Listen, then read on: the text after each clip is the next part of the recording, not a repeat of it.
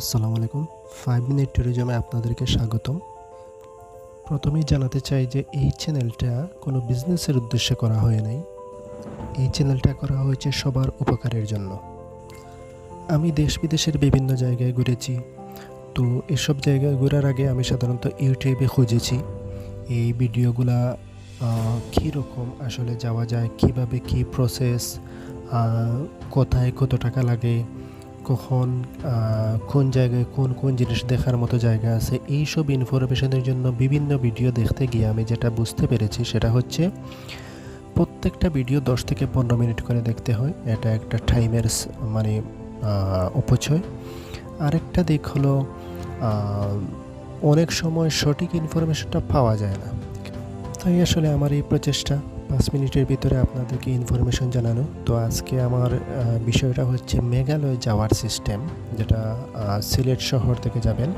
আপনারা বাংলাদেশের যে কোনো জায়গা থেকে প্রথমে সিলেট শহরে চলে আসবেন।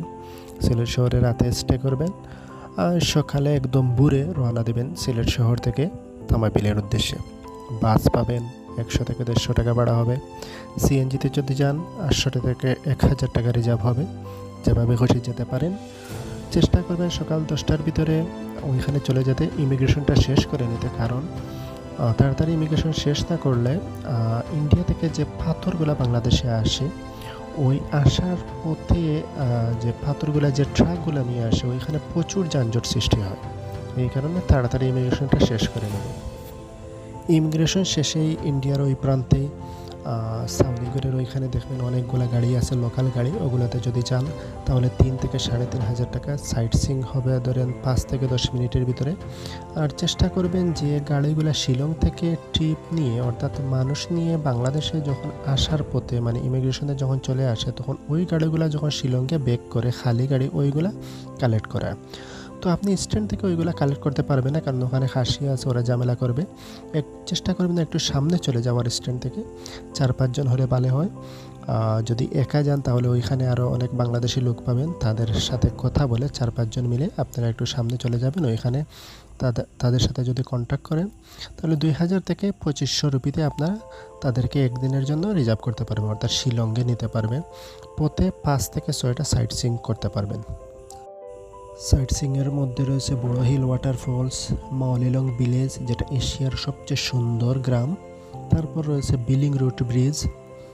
এছাড়া যাওয়ার পথে রাস্তার পাশে একটা বড় একটা পাথর আছে, ওইখান থেকে পুরো মেঘালয়ের সৌন্দর্য উপভোগ করা যায়। ওই অ্যাকুরেট প্লেসটার নামটা আমি ভুলে গেছি।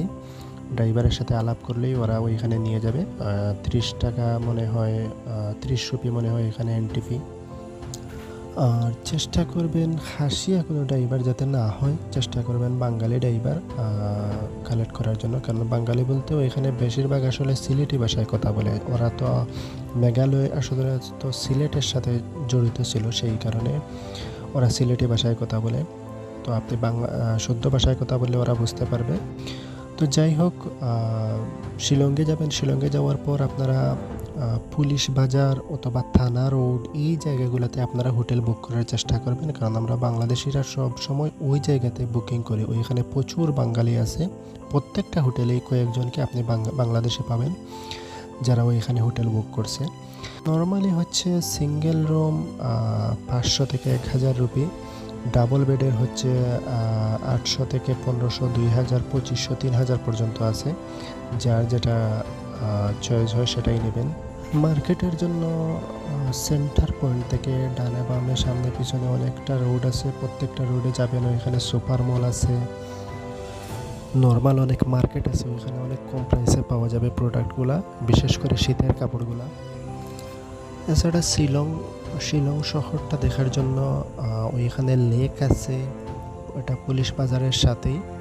ওইখান থেকে একটা লোকাল গাড়ি যদি রিজার্ভ করে নেন তাহলে আপনারা ভিজিট করতে পারবেন। ওইটা 5 থেকে 10 কিলোমিটার ভিতরে আরও 4-5টা পর্যটন স্পট আছে। ওইগুলো আসলে খুব বেশি সুন্দরও না, আবার একদম খারাপও না। তো খাবারের জন্য আপনারা হোটেল গ্যালাক্সির অপোজিটে আন্ডারগ্রাউন্ডে আপনারা একটা হোস্টেল পাবেন, মুসলিম হোটেল। আরও 3-4টা হোস্টেল আছে। হোটেল গ্যালাক্সিটা হচ্ছে থানা রোডে। তাহলে দেখা হচ্ছে অন্য কোনো ভিডিওতে। ততক্ষণ ভালো থাকুন, বিদায়।